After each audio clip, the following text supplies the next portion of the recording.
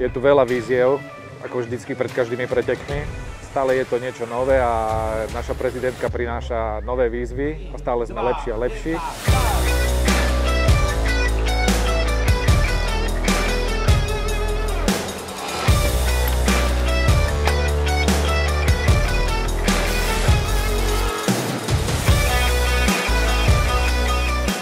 Pripravujeme občerstvenie pre jazdcov, aby mali veľa energie na prekážke.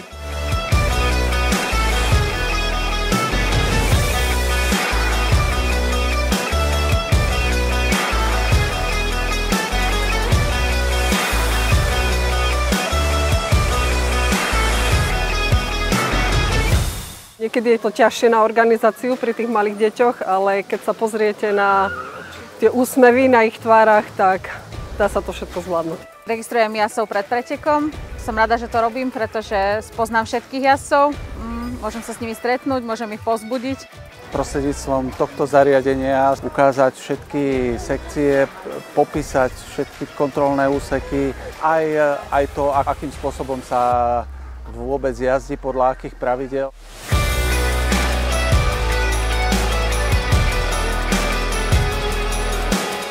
Mnohokrát je často náročné postaviť tú trať tak, aby bola jazditeľná pre všetkých.